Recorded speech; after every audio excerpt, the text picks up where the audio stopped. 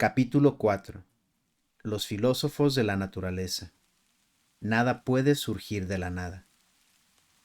Cuando su madre volvió del trabajo aquella tarde, Sofía estaba sentada en el balancín del jardín, meditando sobre la posible relación entre el curso de filosofía y esa Hilde Moller-Nack que no recibiría ninguna felicitación de su padre en el día de su cumpleaños.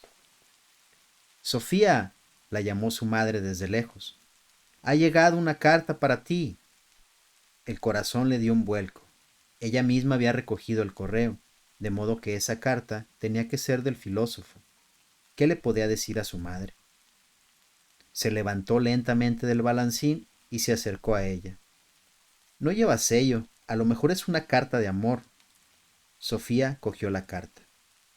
¿No la vas a abrir? ¿Qué podría decir? ¿Has visto alguna vez a alguien abrir sus cartas de amor delante de su madre? Mejor que pensara que esa era la explicación.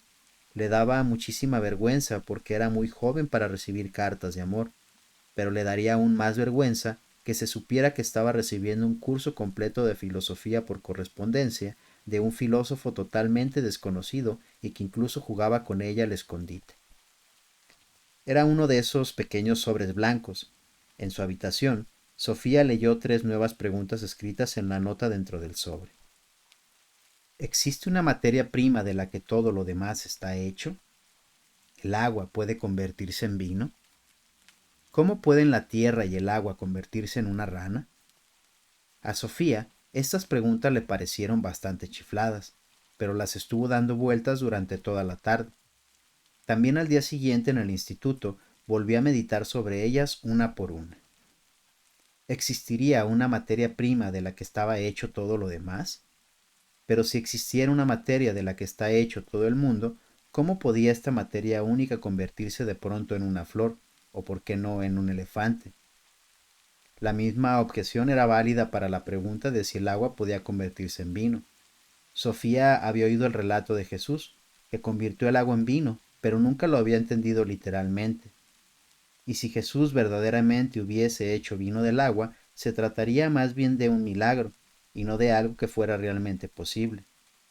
Sofía era consciente de que tanto el vino como casi todo el resto de la naturaleza contiene mucha agua, pero aunque un pepino contuviera un 95% de agua, tendría que contener también alguna otra cosa para ser precisamente un pepino y no solo agua. Luego estaba lo de la rana. Le llamaba la atención que su profesor de filosofía se interesara tanto por las ranas. Sofía podía estar de acuerdo en que una rana estuviese compuesta de tierra y agua, pero la tierra no podía estar compuesta entonces por una sola sustancia. Si la tierra estuviera compuesta por muchas materias distintas, podría evidentemente pensarse que tierra y agua conjugadas pudieran convertirse en rana, siempre y cuando la tierra y el agua pasaran por el proceso del huevo de rana y del renacuajo, porque una rana no puede crecer así como así en una huerta, por mucho esmero que ponga el horticultor al regarla. Al volver del instituto aquel día, Sofía se encontró con otro sobre para ella en el buzón. Se refugió en el callejón como lo había hecho los días anteriores. El proyecto de los filósofos. Ahí estás de nuevo. Pasemos directamente a la lección de hoy, sin pasar por conejos blancos y cosas así. Te contaré a grandes rasgos cómo han meditado los seres humanos sobre las preguntas filosóficas desde la antigüedad griega hasta hoy, pero todo llegará a su debido tiempo. Debido a que esos filósofos vivieron en otros tiempos y quizás en una cultura totalmente diferente a la nuestra, resulta a menudo práctico averiguar cuál fue el proyecto de cada uno. Con ello quiero decir que debemos intentar captar qué es lo que precisamente ese filósofo tiene tanto interés en solucionar. Un filósofo puede interesarse por el origen de las plantas y los animales, otro puede querer averiguar si existe un Dios o si el ser humano tiene un alma inmortal. Cuando logremos extraer cuál es el proyecto de un determinado filósofo, resultará más fácil seguir su manera de pensar, pues solo un filósofo no está obsesionado por todas las preguntas filosóficas. Siempre digo él cuando hablo de los filósofos, y eso se debe a que la historia de la filosofía está marcada por los hombres, ya que a la mujer se le ha reprimido como ser pensante debido a su sexo. Es una pena, porque con ello se ha perdido una serie de experiencias importantes. Hasta nuestro propio siglo, la mujer no ha entrado de lleno en la historia de la filosofía. No te pondré deberes, al menos no complicados ejercicios de matemáticas. En este momento, la conjugación de verbos ingleses está totalmente fuera del ámbito de mi interés, pero de vez en cuando te pondré un pequeño ejercicio de alumno. Si aceptas estas condiciones, podemos ponernos en marcha. Los filósofos de la naturaleza. A los primeros filósofos de Grecia se les suele llamar filósofos de la naturaleza, porque ante todo se interesaban por la naturaleza y por sus procesos. Ya nos hemos preguntado de dónde procedemos. Muchas personas hoy en día se imaginan más o menos que algo habrá surgido en algún momento de la nada. Esta idea no era tan corriente entre los griegos. Por alguna razón, daban por sentado que ese algo había existido siempre. Vemos, pues, que la gran pregunta no era cómo todo pudo surgir de la nada. Los griegos se preguntaban más bien cómo era posible que el agua se convirtiera en peces vivos y la tierra inerte en grandes árboles o en flores de colores encendidos, por no hablar de cómo un niño puede ser concebido en el seno de su madre. Los filósofos veían con sus propios ojos cómo constantemente ocurrían cambios en la naturaleza, pero ¿cómo podían ser posibles tales cambios? ¿Cómo podía algo pasar de ser una sustancia para convertirse en algo completamente distinto? ¿En vida, por ejemplo? Los primeros filósofos tenían en común la creencia de que existía una materia primaria, que era el origen de todos los cambios. No resulta fácil saber cómo llegaron a esa conclusión, solo sabemos que iba surgiendo la idea de que tenía que haber una sola materia primaria, que más o menos fuese el origen de todos los cambios sucedidos en la naturaleza. Tenía que haber algo de lo que todo procedía y a lo que todo volvía. Lo más interesante para nosotros no es saber cuáles fueron las respuestas a las que llegaron esos primeros filósofos, sino qué preguntas se hacían y qué tipo de respuestas buscaban. Nos interesa más el cómo pensaban que precisamente lo que pensaban. Podemos constatar que hacían preguntas sobre cambios visibles en la naturaleza. Intentaron buscar algunas leyes naturales constantes. Querían entender los sucesos de la naturaleza sin tener que recurrir a los mitos tradicionales. Ante todo, intentaron entender los procesos de la naturaleza estudiando la misma naturaleza. Es algo muy distinto a explicar los relámpagos y los truenos, el invierno y la primavera con referencias a sucesos mitológicos. De esta manera, la filosofía se independizó de la religión. Podemos decir que los filósofos de la naturaleza dieron los primeros pasos hacia una manera científica de pensar, desencadenando todas las ciencias naturales posteriores. La mayor parte de lo que dijeron y escribieron los filósofos de la naturaleza se perdió para la posteridad. Lo poco que conocemos lo encontramos en los escritos de Aristóteles, que vivió un par de siglos después de los primeros filósofos.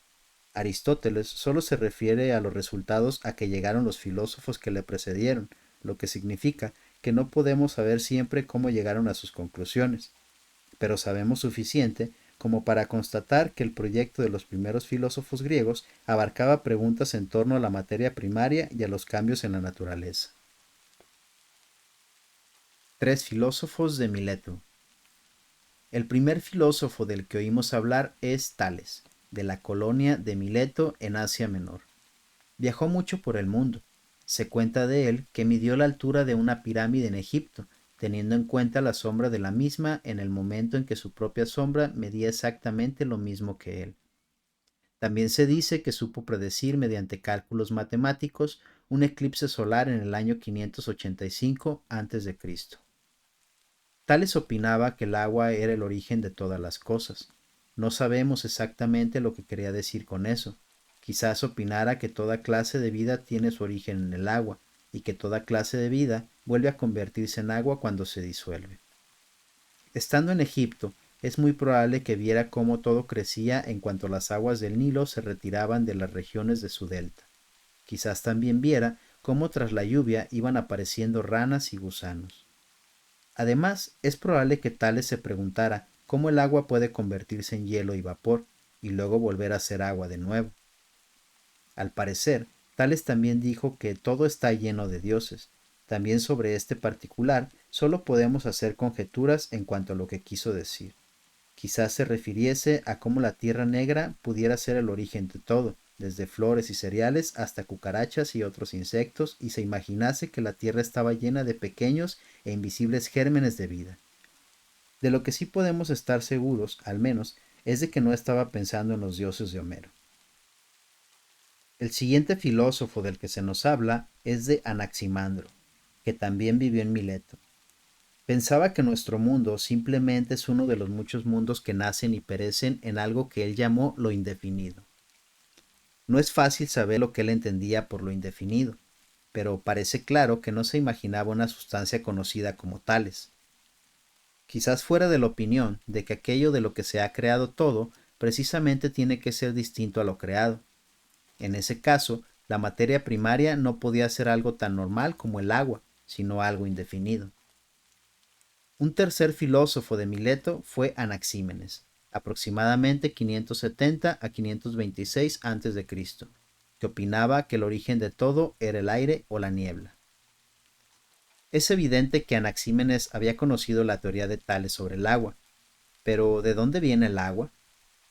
Anaxímenes opinaba que el agua tenía que ser aire condensado, pues vemos cómo el agua surge del aire cuando llueve, y cuando el agua se condensa aún más, se convierte en tierra, pensaba él. Quizás había observado cómo la tierra y la arena provenían del hielo que se derretía. Asimismo, pensaba que el fuego tenía que ser aire diluido. Según Anaxímenes, tanto la tierra como el agua y el fuego tenían como origen el aire. No es largo el camino desde la tierra y el agua hasta las plantas en el campo. Quizás pensaba Anaxímenes que para que surgiera vida tendría que haber tierra, aire, fuego y agua, pero el punto de partida en sí eran el aire o la niebla. Esto significa que compartía con Tales la idea de que tiene que haber una materia primaria, que constituye la base de todos los cambios que suceden en la naturaleza. Nada puede surgir de la nada. Los tres filósofos de Mileto pensaban que tenía que haber una y quizás solo una materia primaria de la que estaba hecho todo lo demás.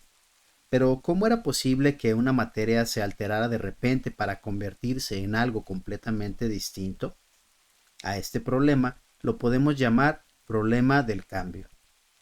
Desde aproximadamente el año 500 a.C., vivieron unos filósofos en la colonia griega de Elea, en el sur de Italia, y estos eleatos se preocuparon por cuestiones de ese tipo. El más conocido era Parménides, aproximadamente 510 al 470 a.C. Parménides pensaba que todo lo que hay ha existido siempre, lo que era una idea muy corriente entre los griegos. Daban más o menos por sentado que todo lo que existe en el mundo es eterno. Nada puede surgir de la nada, pensaba Parménides, y algo que existe tampoco se puede convertir en nada. Pero Parménides fue más lejos que la mayoría. Pensaba que ningún verdadero cambio era posible. No hay nada que se pueda convertir en algo diferente a lo que es exactamente. Desde luego que Parménides sabía que precisamente la naturaleza muestra cambios constantes. Con los sentidos observaba cómo cambiaban las cosas, pero esto no concordaba con lo que le decía la razón. No obstante, cuando se vio forzado a elegir entre fiarse de sus sentidos o de su razón, optó por la razón. Conocemos la expresión si no lo veo, no lo creo, pero Parménides no lo creía ni siquiera cuando lo veía. Pensaba que los sentidos nos ofrecen una imagen errónea del mundo, una imagen que no concuerda con la razón de los seres humanos. Como filósofo, consideraba que era su obligación descubrir toda clase de ilusiones. Esta fuerte fe en la razón humana se llama racionalismo. Un racionalista es el que tiene una gran fe en la razón de las personas como fuente de sus conocimientos sobre el mundo. Todo fluye. Al mismo tiempo que Parménides vivió Heráclito, aproximadamente 540 al 480 a.C., de Éfeso en Asia Menor. Él pensaba que precisamente los cambios constantes eran los rasgos más básicos de la naturaleza. Podríamos decir que Heráclito tenía más fe en lo que le decían sus sentidos que Parménides. Todo fluye, dijo Heráclito. Todo está en movimiento y nada dura eternamente. Por eso no podemos descender dos veces al mismo río, pues cuando desciendo al río por segunda vez, ni yo ni el río somos los mismos. Heráclito también señaló el hecho de que el mundo está caracterizado por constantes contradicciones. Si no estuviéramos nunca enfermos, no entenderíamos lo que significa estar sano. Si no tuviéramos nunca hambre, no sabríamos apreciar estar saciados. Si no hubiera nunca guerra, no sabríamos valorar la paz. Y si no hubiera nunca invierno, no nos daríamos cuenta de la primavera.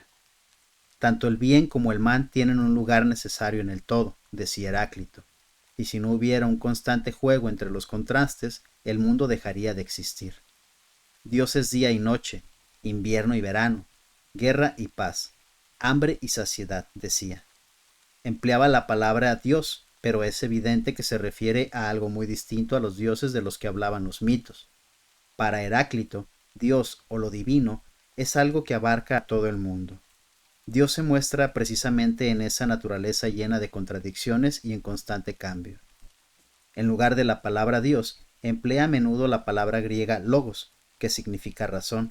Aunque las personas no hemos pensado siempre del mismo modo ni hemos tenido la misma razón, Heráclito opinaba que tiene que haber una especie de razón universal que dirige todo lo que sucede en la naturaleza.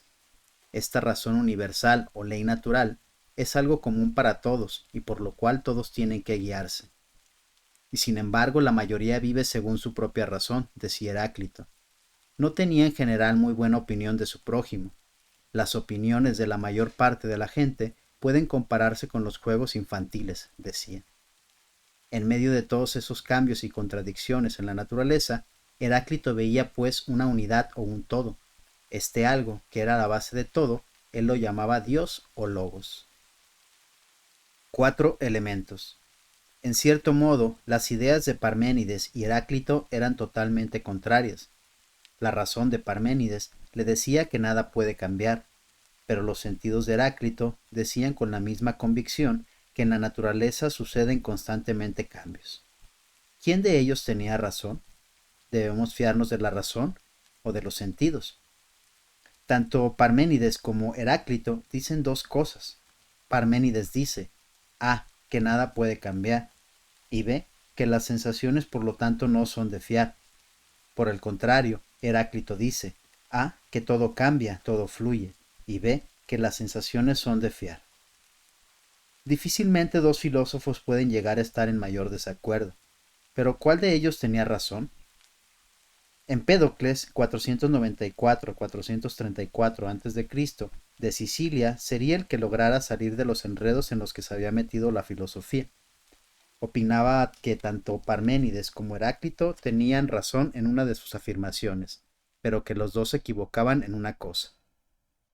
Empédocles pensaba que el gran desacuerdo se debía a que los filósofos habían dado por sentado que había un solo elemento. De ser así, la diferencia entre lo que dice la razón y lo que vemos con nuestros propios ojos sería insuperable.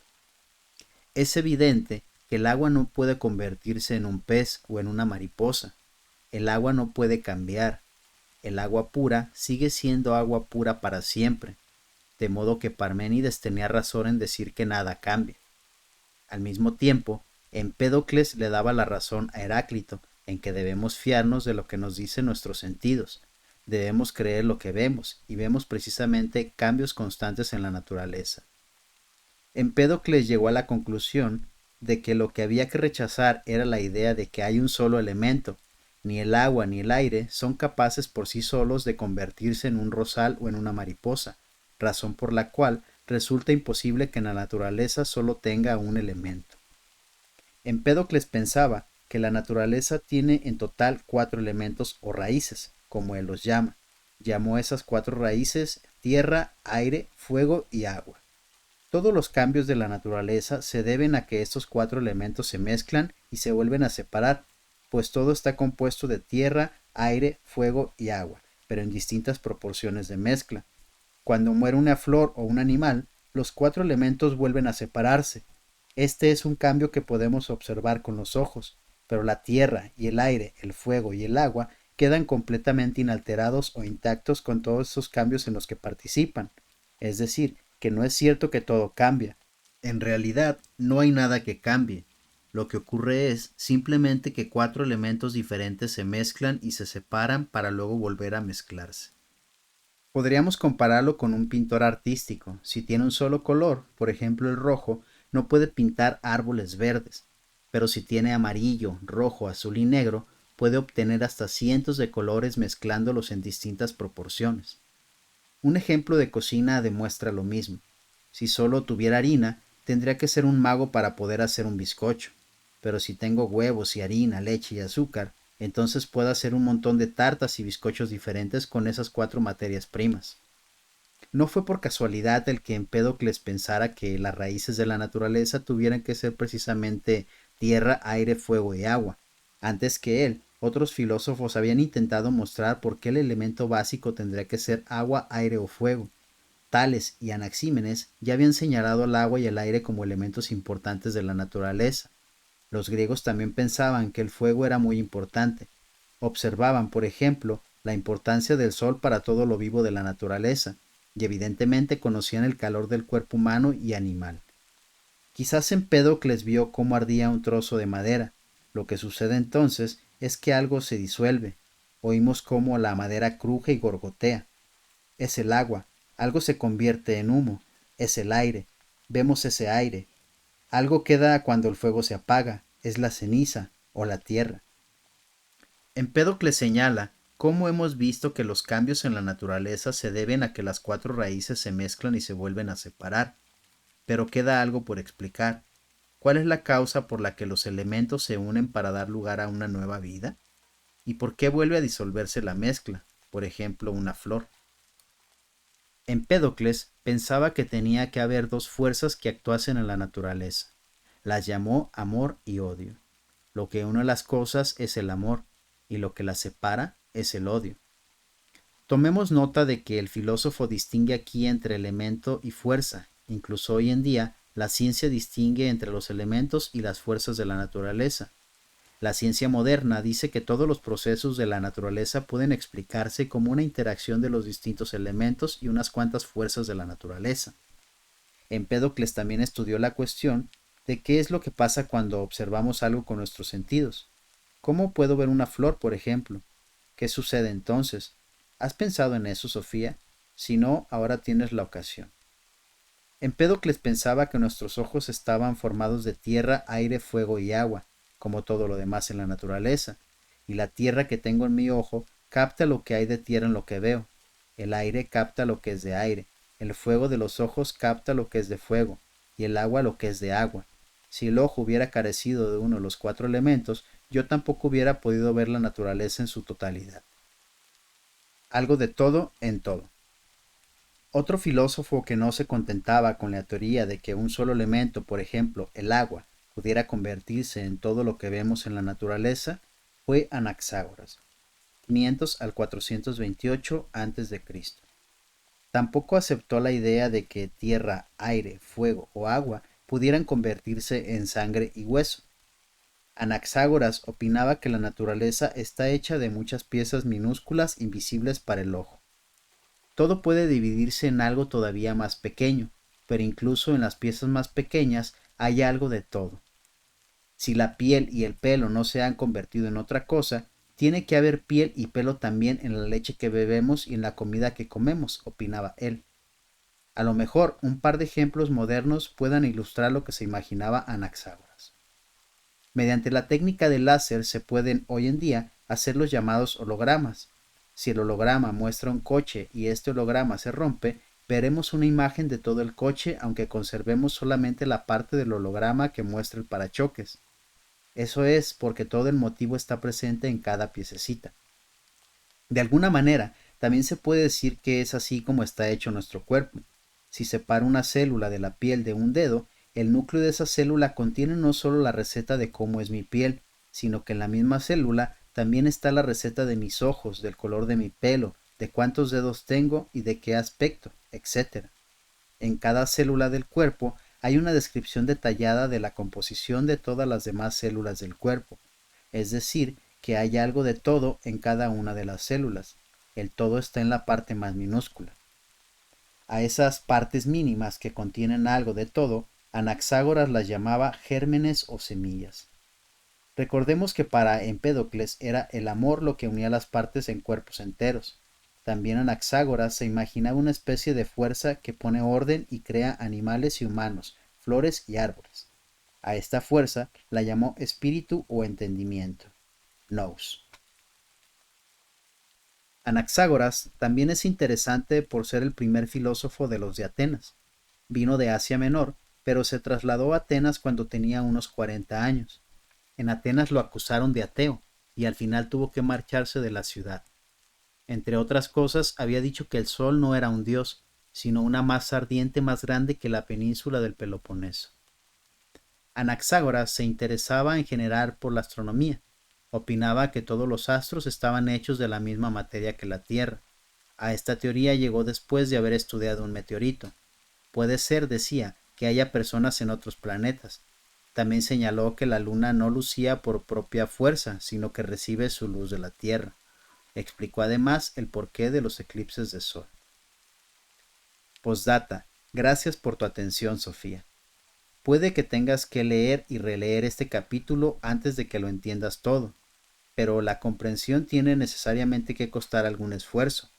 Seguramente no admirarías mucho a una amiga que entendiera de todo sin que le hubiera costado ningún esfuerzo. La mejor solución a la cuestión de la materia primaria y los cambios de la naturaleza tendrá que esperar hasta mañana. Entonces conocerás a Demócrito. No digo nada más. Sofía estaba sentada en el callejón mirando por un pequeño hueco en la maleza. Tenía que poner orden en sus pensamientos después de todo lo que acababa de leer. Era evidente que el agua normal y corriente no podía convertirse en otra cosa que hielo y vapor. El agua ni siquiera podía convertirse en una pera de agua, porque incluso una pera de agua estaba formada por algo más que agua sola. Pero si estaba tan segura de ello, ¿sería porque lo había aprendido? ¿Habría podido estar tan segura de que el hielo solo estaba compuesto de agua si no lo hubiera aprendido? Al menos habría tenido que estudiar muy de cerca cómo el agua se congelaba y el hielo se derretía. Sofía intentó volver a pensar de nuevo con su propia inteligencia sin utilizar lo que había aprendido de otros. Parménides se había negado a aceptar cualquier forma de cambio. Cuanto más pensaba en ello Sofía, más convencida estaba de que él de alguna manera tenía razón. Con su inteligencia, el filósofo no podía aceptar que algo de repente se convirtiera en algo completamente distinto. Había sido muy valiente, porque a la vez había tenido que negar todos aquellos cambios en la naturaleza que cualquier ser humano podía observar. Muchos se habían reído de él. También Empédocles había sido muy hábil utilizando su inteligencia al afirmar que el mundo necesariamente tenía que estar formado por algo más que por un solo elemento originario. De ese modo, se hacían posibles todos los cambios de la naturaleza sin cambiar realmente. Aquel viejo filósofo griego había descubierto todo esto utilizando simplemente su razón. Naturalmente, habría estudiado la naturaleza, pero no tuvo posibilidad de realizar análisis químicos como hace la ciencia hoy en día. Sofía no sabía si tenía mucha fe en que fueran precisamente la tierra, el aire, el fuego y el agua las materias de las que todo estaba hecho. Pero eso no tenía importancia. En principio, Empédocles tenía razón. La única posibilidad que tenemos de aceptar todos aquellos cambios que registran nuestros ojos es introducir más de un solo elemento. A Sofía, la filosofía le parecía aún más interesante, porque podía seguir los argumentos con su propia razón sin tener que acordarse de todo lo que había aprendido en el instituto. Llegó a la conclusión de que en realidad la filosofía no es algo que se puede aprender, sino que quizás uno puede aprender a pensar filosóficamente.